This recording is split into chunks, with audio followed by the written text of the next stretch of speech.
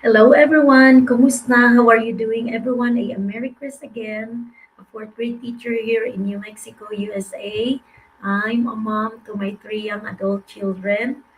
I'm also a wife to my husband Jesse, and I'm living here in New Mexico, USA. I'm originally from the Philippines po, and I'm doing this podcast every day to inspire everyone.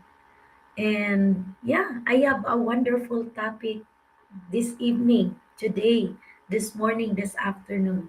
The title of my podcast is Your Future is Watching You. What is she thinking right now? So that's my topic for tonight, for today. So, have you ever wondered if the version of you 5 years ago from now could see you tonight, today? What would she say? Would she smile? Would she say thank you for not giving up? Or would she whisper, why did you keep playing small? Tonight, today's conversation is not about business. It's not about money. It's not even about opportunity. It's about you. It's about the woman you are becoming. Because whether you realize it or not, your future is watching you. Every decision you make, every excuse you repeat, every risk you avoid, every brave step you take, she's watching you and she is waiting. So, welcome, by the way, guys, to my podcast. If you are a working mom, if you are over 40, if you feel stuck into your 9 to 5 job, if you feel grateful but restless at the same time, this episode is for you. Because comfort and calling are not the same thing. And sometimes the life we tolerate quietly is the life we secretly want to outgrow. So let's imagine something together. Close your eyes for a second. Picture yourself 5 years from now. You're a little wiser, a little calmer, a little stronger. Maybe financially freer, maybe traveling more, maybe less stressed, maybe more present with your family. Now, imagine she looks at you, today's version of you, and she asks, what are you doing right now to meet me? Not what you are dreaming, not what you are wishing, not what you are complaining about, but what are you building? Because the truth is, your future self is not created by motivation. That is really true. She is created by daily.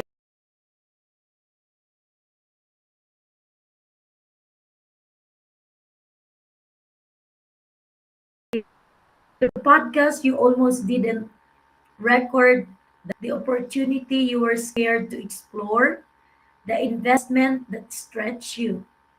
Your future self is built in moments that feel small today, but will feel life changing later. So let's talk about fear.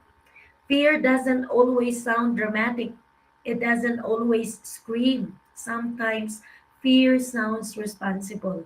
It says, you're too old, you're already stable, just be grateful.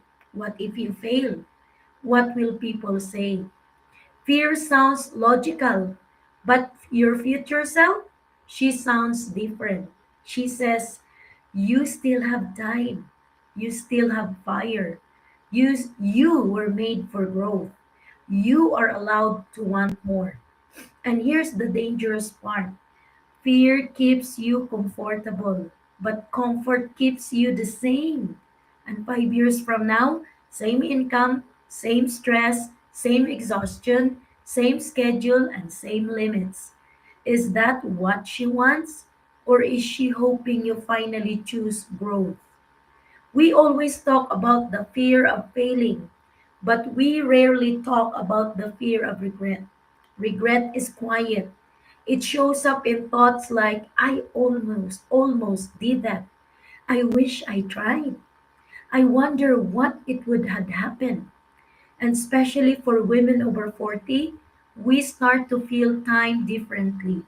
We start calculating how many more working years, how many more energetic years, How many more chances to build something new? Your future self does not need you to be perfect. She just needs you to be brave enough to try. Because regret hurts no longer than failure.